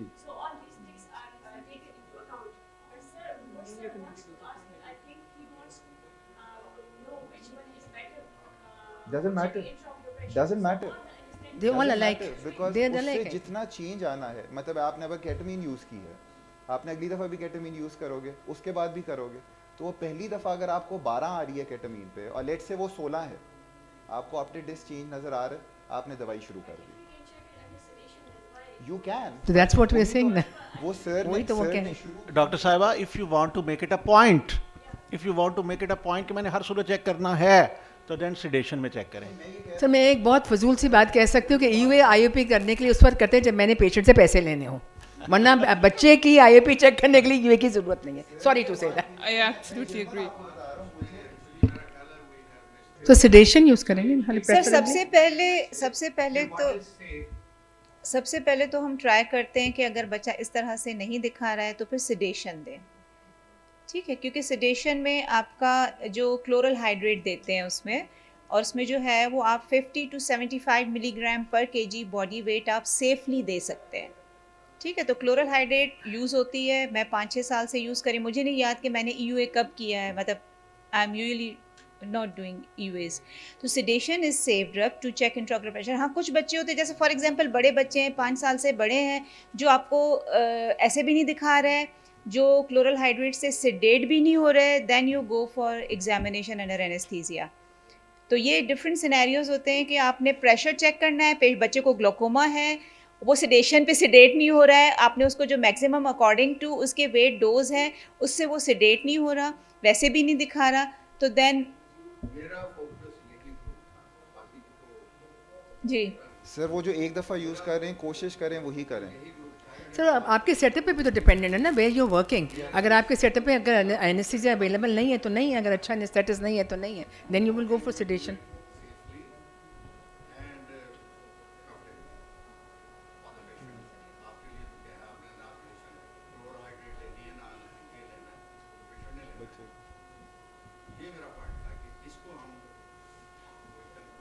So I think it is a very it is patient to patient variation है सर, जो वैसे दिखा ले वैसे देख ले, जो नहीं दिखाएगा सेडेट कर ले, नहीं सेडेट होता तो ये दे ले, but depending upon the setup you working in also ना। अगर आपके पास एक पीडियाट्रिक एनेस्थेटिस्ट नहीं है, and I will be very uncomfortable with an anaesthetist जो बच्चों को एनेस्थीसिया नहीं देते और एडल्ट एनेस्थेटिस्ट तो I would want a very specific, मुझे वो वाला बंदा चाहिए जो मेरे बच्चे को एनेस्थाइज करे। So if I have a setup with I have an excellent paediatric anaesthesia person who knows कि अब आईओपी लेना है, अब ये फलाना करना भी करना है, तो फिर आई एम कंफर्टेबल। अगर वो नहीं अवेलेबल है तो सेडेशन, अगर वो भी नहीं अवेलेबल तो मैं आईओपी नहीं करूँगी, मैं बाकी चीज़ों से असेस कर लूँगी कि अच्छा मैंने अब इसका नेक्स्ट स्टेप क्या लेना आएगा। That's I think it's time to time and variable होता रहता है उसके लिए। आई मीन हाँ, nothing is right, there is no tailor made, मतलब हर एक का साइज़ खुद ही डिफाइन करना पड़ेगा, बार बार साइज़ लेना पड़ेगा sir. Before we go to the next case, I just wanted to discuss some myths about VKC. VKC is a systemic problem. It's an IG hypersensitivity. You don't treat the eye only, you also treat asthma भी the, होता है the इनको कुछ person. और। Research shows that artificial colors, taste preservatives vis-a-vis diet is causing more of IG hypersensitivity. I tell VKC patients artificial colors, taste or preservatives अपनी diet से निकाल दें। एक मिथ बनी हुई है कि फ्लोरोमेथिलॉन does not cause increased IOP. That's wrong. Dexa causes a maximum, prednisolone after that, and also fluorometholone. एक मिथ बनी हुई है कि अगर आपने 4 दफ़ा नहीं दिया, 2 दफ़ा दिया तो IOP नहीं बढ़ेगा. That is wrong. अगर आप 2 दफ़ा भी दे रहे हैं तो बढ़ता है. एंड अगर आपने 8 से 10 हफ्ते दे दिया तो परमानेंट चेंजेस हो जाते हैं. Then the IOP control is a problem. So my go-to is stop the artificial color taste preservative. My go-to is start, lubricants are excellent. So Yes. give as much lubricants as possible, especially when weather is changing. So I tell them कि जब weather change होना शुरू हो जाए lubricants डालना शुरू कर दो so that we get rid of the allergen. My go-to is doing ice compresses. And then, if that is not helping, then going for steroids. Sometimes you have to give it. And just Brigadier Saab ne baat ki, sometimes you have to give supratarsal also. So there's no customized quick fix ilaj. But this is once again something which has to go on and on. And if you can have an overall thermostat resetting, if you will, then it helps better. So that is what needs to be done rather than just treating the eye. और अगर जैसे आपने steroid देना ही है तो फिर आप baseline IOP उसका पहले मेजर करें और बाद में फिर पेशेंट को 2-3 हफ्ते के बाद बुलाकर उसका आईओपी हरा लें। ये नहीं करें कि स्टेरॉइड दो तो तुम घर जाओ तो 6 महीने बाद आना, वो वाला ना करें। So the next case would be about a baby boy, a premature birth, 32 weaker with birth weight of 1.3 kg. On ROP screening, the examining consultant noted increase in CD ratio of both eye. He referred the baby to pediatric ophthalmologist. On examination, the horizontal corneal diameter, which was an initial examination, 10.5 both eyes, anterior segment normal, IOP 14-12, fundoscopy, CD ratio 0.7, retinoscopy, emetope, excellent 18. The baby was started on 2 anti-glaucoma medicines. Parents were counseled for glaucoma surgery. The parents decided to go for a second opinion. Again, on the second examination, this was one situation where probably an EUA was required. Horizontal corneal diameter was 10.5 again after 2 months. Anterior segment, everything was same, nothing changed. The CD ratio 0.5 और पहले वाला 0.7 maybe just because of the examiner bias. उसके लिए 0.5 है, उसके लिए 0.7, वो वाला excellent was same. Probable diagnosis, again on repeated follow-up, nothing changed, the scenario was all the same. So what is the probable diagnosis, what should one look for in an examination, and what next? Open to anyone who wants to start.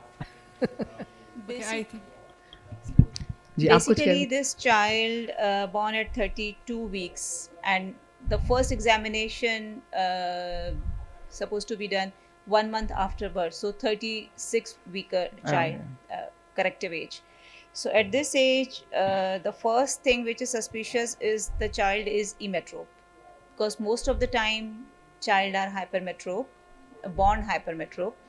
And the preterm baby, normally the corneal dias are normal is 9.5 at the time of birth. So this preterm baby is having 10.5.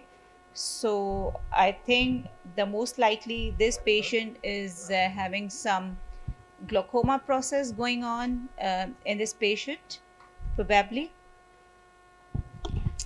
I think the corneal diameters are perfectly fine. So I wouldn't think that this is glaucoma.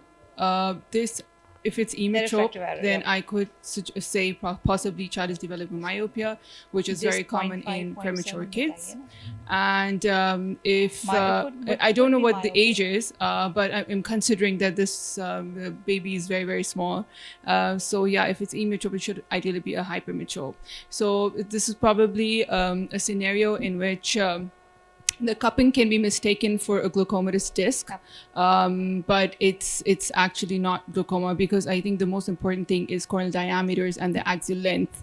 And sometimes even we find in children physiological cupping, cups are very, very, it looks glaucomatous or it looks cupped, but it's not. And sometimes it's very helpful to look at the parent's disc or the siblings, and you get clues from there. I have seen whole families with 0.7 and 0.8 cupping, and definitely no glaucoma and no myopia. So I think this is a case where it can be easily mistaken as a glaucomatous disc, whereas it's not.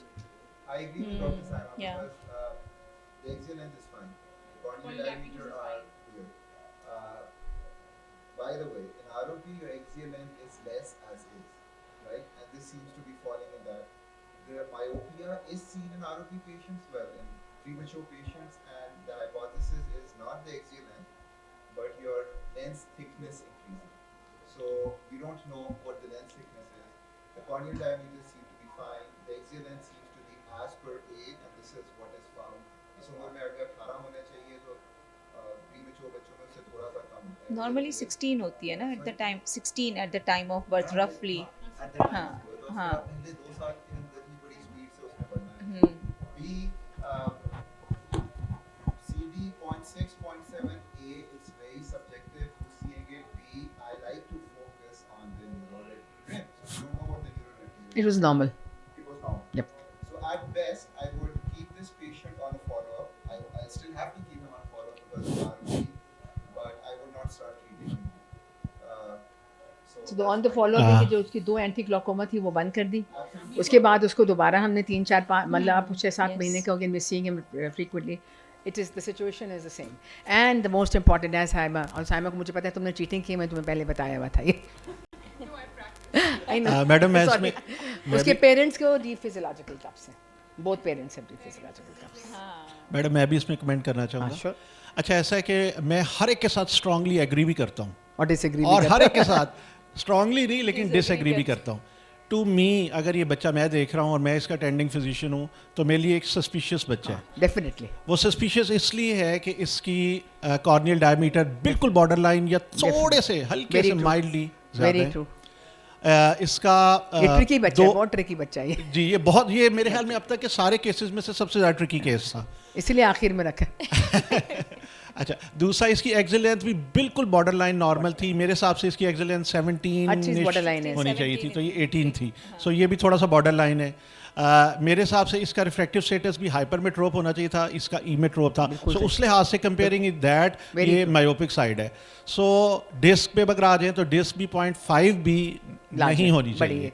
तो 5 भी बड़ी है, 7 तो बिल्कुल ही बड़ी है. लेकिन again subject हाँ जी अगेन सब्जेक्टिव. लेकिन प्री मेच्योर में डॉक्टर अली आरओपी की इसकी स्क्रीनिंग हुई है लेकिन आरओपी डिक्लेयर्ड नहीं है. बच्चा तो लेकिन premature है। आरोपी नहीं है। बेसिक हाँ प्रीमेच्योर, हाँ हाँ हाँ हाँ है, हाँ जी। लेकिन चूंकि उसमें 0.5 तक होती तो शायद मैं ठीक हो जाता, लेकिन बाकी सारी चीज़ें भी जिक्सॉ पीसेस के बाकी पीसेस भी सस्पिशियस हैं और इवन डिस्क भी थोड़ी सी सस्पिशियस है। सो मैं 100% एग्री करता हूँ कि अगर मैं होता तो मैं इसकी एंटी ग्लाकोमा तो बंद कर देता, लेकिन मैं उसको क्लोज ऑब्जर्वेशन में और फॉलोअप पे रखता। Follow up like about every 6 weeks, 4 to 6 weeks पे शुरू में आपने फॉलो अप बिल्कुल। इसको वेरी और इसमें मैनेजमेंट, जी सॉरी, इसमें sorry. मैनेजमेंट ही क्लोज फॉलोअप है। Nothing else but close. This is one case जिसमें आपने उसको पकड़ के रखना है जी जी। और टाइट पकड़ के रखना है। We agree not to disagree. हाँ, इसमें जो exam that's what I said.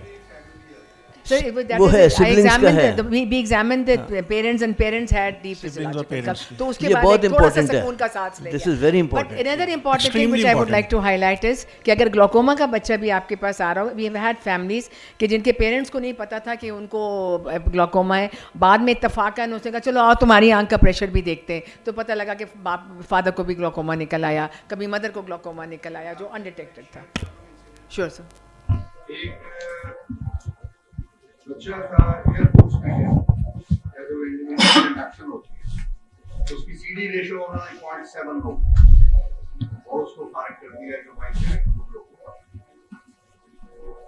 उसके कोई रिश्तेदार उसको पकड़े मेरे पास ले आए, ठीक है तो सजा नजर उसका अगला हमारा पीडियाट्रिक ऑफ्थल्मोलॉजी का वीडियो टेप उसके करवाया ठीक यहीं पे उसको बुलवाया एयरफोर्स वालों के पास वापस वो कहता नहीं अभी भी ग्लोकोमा। मैंने उसके पेरेंट्स को बुलाया,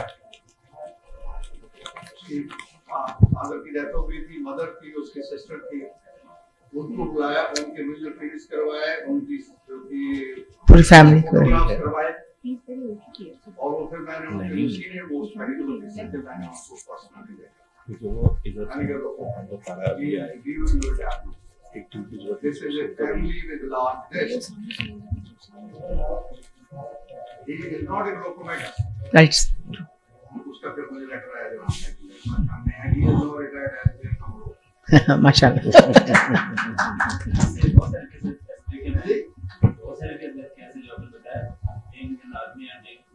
तो ये है कि इनको फैमिली को इग्नोर ना करें। मैं तो उसमें ये है कि फैमिली को इग्नोर ना करें, go back to the family. देखो उनके तो ऐसा नहीं है,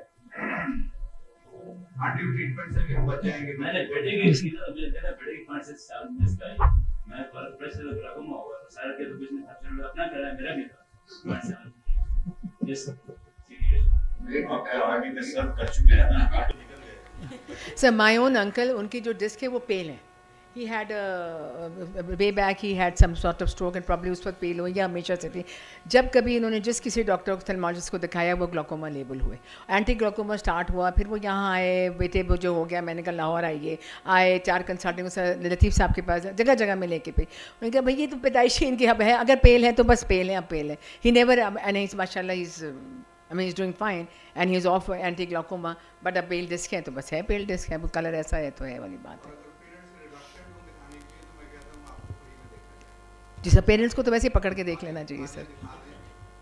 सर बच्चे बल्कि कभी कभी अगर बच्चे के साथ उसके सिबलिंग भी आया हो तो एक नज़र उसकी आंख में डालने से बहुत बहुत फ़ायदा, कभी कभी you pick up so many things. Madam वैसे मेरे तो फैमिली मेरे क्लिनिक पे जितनी भी लोग आते हैं ना वो एक बच्चे की फाइल बनवाती हैं और 4 लोग चेक करवा के जाते हैं, वो तो इसलिए हाथ से इट्स अ ग्रेट अपॉर्चुनिटी कि आप उनको सारा एग्जामिन करके देख लेते हैं। जैसे बोल सकते अगर वो रिफ्रैक्शन करना होता है मुझे साथ बहन भाई करते उसको पकड़ के कहती हूँ मैं चल पढ़ के तो बता दे बेटा, तो एटलीस्ट आप पिक कर लेते हैं, फ़ायदा सा हो जाता है किसी का और मज़ा भी आता है। मुझे तो खैर मज़ा भी आता है पूरी फैमिली को देखने में। I think when if you intend to see, the last thing which I would like to say and emphasize again and again कि बच्चों को आप बहुत ये नहीं हो सकता कि एक बहुत बड़ी प्रैक्टिस हो, सेटअप हो और 50 पेशेंट बाहर बैठा हो और एक बच्चा बाहर बैठ के रो रहा है, उसको बुला के अंदर देखना। अगर बच्चा देखना है तो उसको सुकून से देखना है, सहूलत से देखना है, उसको टाइम देना है। एटलीस्ट मुझे आज भी एक बच्चे को प्रॉपर देखते में 35 to 40 मिनट्स आम लगते हैं, एंड ये 40 मिनट्स मुझे एग्जामिनेशन में नहीं लगते, इस 40 मिनट से 30 मिनट्स मुझे काउंसलिंग में लगते हैं। Right. मतलब first I have to build a rapport with the parents, then I have to look into their interest, फिर उनकी इंटरेस्ट की बातें करनी पड़ती हैं, फिर जब ट्रस्ट बिल्डअप होता है फिर बच्चे की बातें करनी पड़ती हैं. तो एग्जामिनेशन तो शायद 5 मिनट में हो जाता है, लेकिन वो 35 मिनट्स बहुत ज़्यादा क्रूशल हैं. वो 35 मिनट्स अगर आप नहीं लगाएंगे तो बेहतर है कि आप बच्चा ना ही देखें. Doctor Seema, you are very right कि paediatric ophthalmologist must be a good counsellor. कि सबसे पहले आपको तो बच्चे के साथ रैपो बनानी होती है, पहले उसकी कपड़ों की तारीफ़ करनी होती है, उसको अप्रिशिएट करना होता है, कैंडी भी दे दें अगर उसका मूड ठीक नहीं है. उसके पूरा बाद डब्बा फिर आप डब्बा में ले पेरेंट्स जाते से हैं उसकी कभी-कभी तो काउंसलिंग, उसके कंप्लेंट्स पूछना शुरू करते हैं. तो मतलब ये है कि it's art to examine a child. कि अगर आपको चाहिए कि आप प्रॉपर तरीके से बच्चे को एग्जामिन करें तो सबसे पहले आपको बच्चे को कॉन्फिडेंस में लेना है कि बच्चा कंफर्टेबल है, वो आपके साथ रिलैक्स हो गया, उसके बाद आप इजीली सारा एग्जामिनेशन कर सकते हैं, रेटिनोस्कोपी भी कर सकते हैं, आप उसका फंडस एग्जामिनेशन भी कर सकते हैं. वो आराम से आपको पढ़ के भी बता देगा. सिलेनियन चार्ट अगर 5-6 ईयर्स का बच्चा है या पिक्चर्स आप दिखाना चाहते हैं, वो आराम से चलो जी अब हम खेलते हैं, अब हम आपको कार्टून दिखाते हैं. तो ये सारी चीज़ें जो हम अपने बच्चों के साथ नहीं करते, हम अपने पेशेंट के साथ करनी पड़ती अंदर जाके हैं. बच्चे को झिड़की देते अपने मैं बहुत बच्चों थक को- गई हूँ, बात ना करो. सही बात है, बिल्कुल. अपने बच्चों को चपट मारते हैं, लेकिन हमें पेशेंट से बहुत जो है वो रिलैक्स होके जैसे माई बात माई करनी माई पड़ती है. Clinic is at my home, and मेरे पास जो बच्चा आता है वो बाहर पहले कहती हूँ जाओ गुलेरी देख कर आओ, जो तुम बतखें देख कर आओ, जो वो देखो गुलेरी उधर भाग रही है. वो मेरे पौधों से फूल भी ले जाते हैं, जिसका मुझे बहुत सदमा होता है बाद में. लेकिन ये कि this is how, otherwise I don't think कि आई अगर मुझे कोई कह दे कि मैंने किसी हॉस्पिटल सेटअप में जाके बच्चे देखने, किसी प्राइवेट सेटअप में, तो I don't think I will be able to do that, because I think that environment is not fit for seeing a Madam, child, मैं और just- probably I am not fit to see a child in that environment. एक मुझे जुमला बस मुझे इसमें ये add- remarks मिलते हैं कि मैडम जहाँ पे लोग 50-50 मरीज देखते हैं, आप मुश्किल से 15-20 देखती हैं. भाई 15 बड़ी बात है, 15 देख लेती तो हैं. एक पेशेंट को जो है वो हमें एक दफ़ा देखें, फिर साइक्लो करें, फिर नहीं दिखा रहा, फिर सेडेट करें, तो मतलब आपको 30-40 मिनट्स एक बच्चे में लग जाते हैं. पेरेंट्स जो हैं वो ज़्यादा डरे होते हैं. आते हैं तो बच्चे को जैसे आप उनकी तरफ मुतवज्जो तो ऐसे ज़ोर से पकड़ लेते हैं. हाँ, बिल्कुल ऐसे. You have to tell them कि you have to behave normally. हाँ. मैं बैठा होता हूँ, सुन रहा होता हूँ, कुछ नहीं कहेंगे, कुछ नहीं कहेंगे. मैं क्या, जब चचा के घर जाते हो तो वहाँ भी कहते हो कुछ नहीं कहेंगे, कुछ नहीं कहेंगे. तो कहता है ये जो बार बार कह रहे हैं इसका मतलब कुछ कहेंगे. सो बी रिलैक्सड. उनको कहो यार इनको छोड़ दो, घूमने दो क्लिनिक के अंदर, ठीक है ना. और वो डॉक्टर साहब टीका लगा देंगे. मैं कि हम तो कभी भी नहीं लगाते, क्यों डरा देते हो. पहले ही वो टीके वाले डॉक्टर ही नहीं है. डॉक्टर ही नहीं. मैडम मैं इसमें ऐड करना ये चाहूँगा कि अ पीडियाट्रिक ऑप्थेल्मोलॉजिस्ट, मैं बाकी सब लोगों से पहले ही माफ़ी कर लेता हूँ, लेकिन एक पीडियाट्रिक ऑप्थेल्मोलॉजिस्ट को एक रोल मॉडल होना चाहिए. पीडियाट्रिक ऑप्थेल्मोलॉजिस्ट को एजुकेशनिस्ट होना चाहिए. पीडियाट्रिक ऑप्थेल्मोलॉजिस्ट को चाइल्ड साइकेट्रिस्ट होना चाहिए. उसको मदर साइकेट्रिस्ट होना चाहिए. उसको दादी और नानी साइकेट्रिस्ट होना चाहिए. उसको पब्लिक पढ़ी लिखी डीलिंग अच्छी बुब्बों का आनी चाहिए. psychiatrist होना चाहिए. उसको बच्चों को कंफर्टेबल करने के सारे तरीके आने चाहिए. जैसे सर ये अब सब लोग बता रहे, जब तक आप बच्चे को कंफर्टेबल नहीं करेंगे आप बच्चे से कुछ भी इंफॉर्मेशन नहीं निकलवा सकते.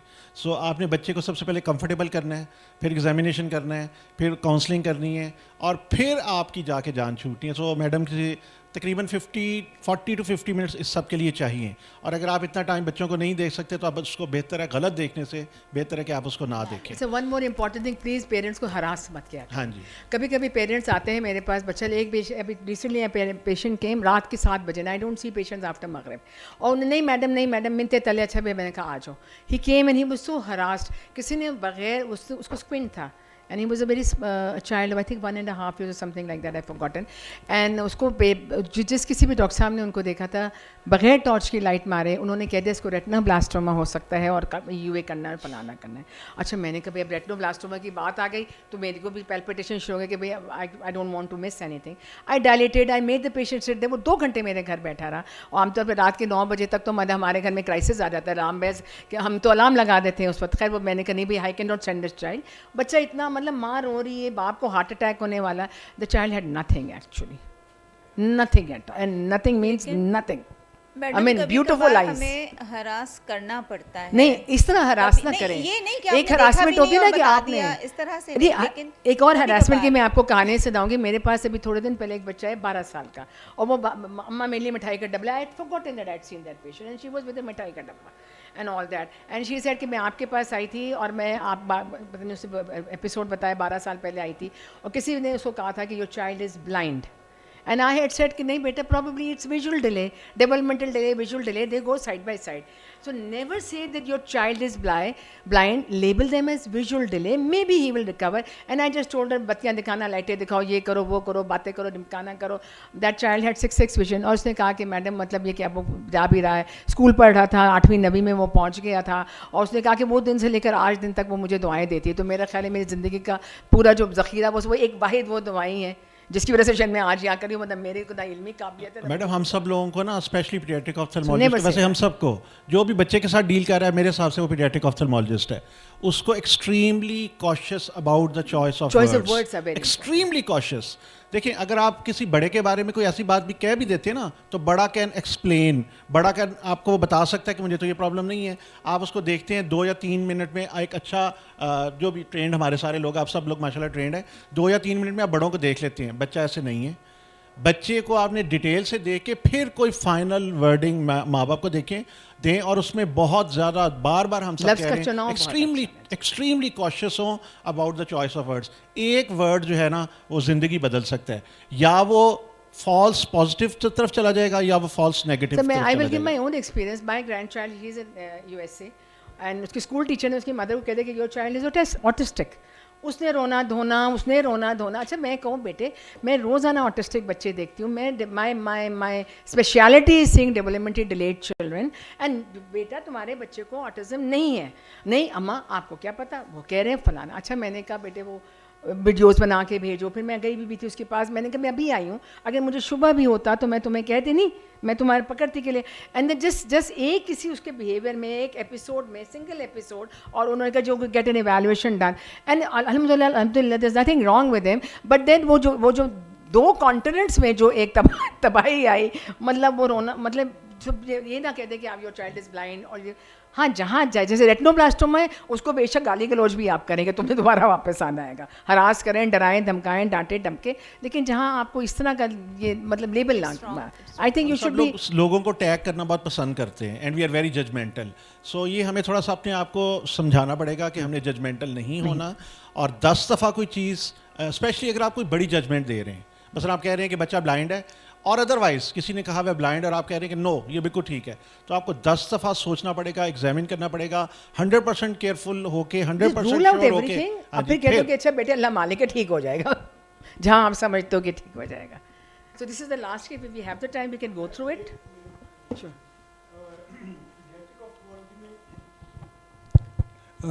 टॉयज़ की बड़ी इंपॉर्टेंस है. या जहाँ पे मैं सर ले भी जाते हैं साथ. हाँ नहीं वो जहाँ पे भी मैं इंटरनेशनल हॉस्पिटल में रहा हूँ ना, उन्होंने जो किड्स कॉर्नर है या पीडियाट्रिक ऑफ्थल्मोलॉजी का सेक्शन है, उसमें सारी दीवारों पे कलरफुल कार्टून्स, और वो चश्मा पेशेंट जब जाता है ना तो एकदम वो कंफर्टेबल हो जाता है, फील्स एट होम. और स्लाइड लगी हुई है, फुटबॉल है, प्ले एरिया है. सो ये मैं मुग़ल आई हॉस्पिटल में आया तो मैंने पहला काम उनको कहा, मैंने कहा मुझे 20-25 खिलौने चाहिए. ठीक है, तो हर डॉक्टर के पास, जो मेरे साथ डॉक्टर्स हैं, उसके पास 4-5 खिलौने ज़रूर. बच्चा आता है वो सीधा खिलौने की तरफ जाता है, या वो एक हाथ में पकड़वा दें उसके और वो रिश्वत कामयाब हो जाते हैं. ठीक है, सो इसको एक वो यूज़ करें इस टूल को, जो बहुत आपके लिए यूज़फुल होगा. सर देखिए कभी कभी एक नुकसान हो जाता है. मैंने एक टेडी बेयर रखा हुआ है, वो उससे खेलना शुरू कर देता है और आंख ऊपर नहीं करता, तो मैंने टेडी बेयर अपना निकाल दिया. वो एक कभी कभी फायर बैक भी कर जाता है. सर दोबारा आता है टॉफ़ी लेने. सर दोबारा दूसरी दफ़ा अगर आप भूल जाएं तो कहता है डॉक्टर साहब आज टॉफ़ी नहीं मिलेगी. या अपने पेरेंट्स से कहते हैं मम्मा आज तो मिली नहीं, तो वो फिर हमें जब याद नहीं रहता, हमें याद दिलाया जाता है कि जी आज भी हमें कैंडी दे. तो एमएस से छीन के कितने सर कितनी दफ़ा मैंने अपने बेटे से छीन के चॉकलेटें खिलाई हैं, वो बाद में कहता है मेरी चॉकलेट ख़त्म कर दी आपने. तो thank you very much for everyone, for the audience, आप लोगों की patience listening, and I am really very thankful to the panellist. Each and like you know it is and it was a very I think knowledgeable किस्म की, क्या कहते हैं, what is the right word, Ali would know the right अंग्रेजी word for that, very enlightening discussion, enlightenment हो गई. कुछ words मुझसे बोले नहीं जाते.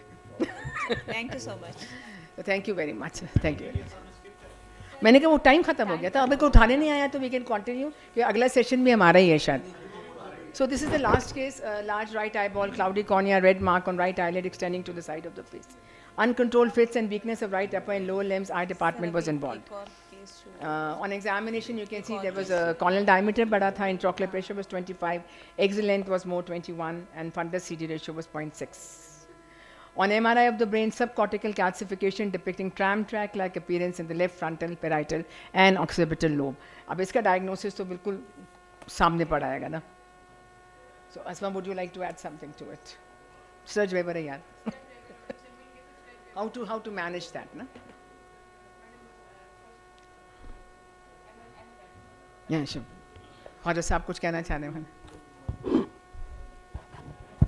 So in Sturge-Weber syndrome, if you dilate the lids, you will see dilated vessels on the conjunctiva. So there is a sort of hemangioma of the conjunctiva also. And the most common complication after trabeculotomy in such patients is, what is the complication? Choroidal fusion or choroidal hematoma. Choroidal hemorrhage. So kissing choroidals. See, I have seen a few after trabeculotomy. So should we not do the trabeculotomy? No. We can do the trabeculotomy, but we have to be careful. So the medical treatment is very long. For 50, 60, 70 years, the patient will keep on instilling the eye drops. That is out of question almost. So we have to be very meticulous and fine in doing trabeculotomy in such patients. So this is my message. मैं जो pathogenesis जो स्टर्ज Viber का mechanism है IOP raise का, उसमें दोनों mechanism है. एक प्राइमरी कंजेनिटल ग्लाकोमा का वो अर्ली स्टेजेस में, और रेज्ड एपिस्क्लेरल वीनस प्रेशर का वो लेटर एज में है. ठीक है, तो अर्ली स्टेज में या अर्ली प्रेजेंटेशन हो, बच्चा अगर 1 साल से छोटा है या 2 साल का है, तो उसमें ट्रेबिकुलेक्टमी या कंबाइंड ट्रेबिकुलोटमी प्लस ट्रेबिकुलेक्टमी के रोल्स हैं. लेकिन लेटर स्टेजेस में एपिस्क्लेरल प्रेशर ज़्यादा होने की वजह से उसमें कोराइडल फ्यूजन के, सुप्राकोराइडल हेमरेजेस के चांसेस बढ़ जाते हैं. ये है बस. मेरा दोस्त ये है, जैसे राजा साहब ने फरमाया कि आपके पास चॉइस क्या है, आपने ट्रीट तो करना है, तो इसलिए आपने उसको ट्रीट करना है, आपने उसकी अगर ट्रैप का स्टॉप करनी है. I think this is It depends upon visual prognosis. We have been doing that for the last 15 to 20 years. also this is an ideal case late stage for shunts. मतलब this is because shunt has controlled pressure. आप अगर barbet भी डाल रहे हैं तो उसके अंदर भी आप you do a releasing suture. And see, ये releasing sutures. There could be all reason हो गया that we should initially we can control the IOP after medical treatment. As far as eye हो गया, a lot of patients जो के मतलब के हमारे पास रूटीन एग्जामिनेशन के लिए आ रहे होते हैं, तो जितने भी पेशेंट्स हैं ज़्यादातर उनमें से as far as eye members के सब मेडिकल ट्रीटमेंट पे कंट्रोल्ड हैं, और 8, 10, 12 साल तक के बच्चे जो हैं हमारे पास आ रहे हैं. ठीक है, late ages we can go for shunts. Absolutely. ट्रैप नहीं की होगी तो we have ample space to put the क्योंकि जब आपने अगर so if you can control it with anti-glaucoma medicine, Yes. you won't need to do a surgery because आपकी surgery भी trabeculectomy कि आपकी कितनी लाइफ 10, 12, 15 साल, उसके बाद आपको कुछ वैसे ही करना है. So you try, and by the way, the control IOP is not IOP which is controlled after surgery without drops. It can have drops also. तो अगर drops से वैसे ही controlled है तो ideally ये cases usually वही होते हैं जिसके अंदर हमें शुरू में surgery करने की जरूरत नहीं पड़ रही होती. हम drops पे को करके जितना linger on कर सकते हैं कर लें, ताकि हमारे पास जो भी surgery कर रहे हैं उसका we have a longer term result rather than. But this is one place where shunts become the primary treatment rather than the trabeculectomy because controlled pressure. The patient is then very well with diabetes. Yeah, absolutely. But then don't do a 180 degrees diet. उसको 90 degree 90 का speed very sure कि आपका power कितनी है, Yes. आपका time कितना है, pop हो रहा है, पॉप-अप से कम रखें। That's right. ये नहीं कि आप बोले थोड़े बंद हो गए। एंड डायोड के बाद प्रेशर बढ़ेगा। Yes. आपने you have to be too quick कि अच्छा जी अब डायोड दे दिया वो प्रेशर बढ़ गया, let's go in. You wait and you kind of up your anti-glaucoma information.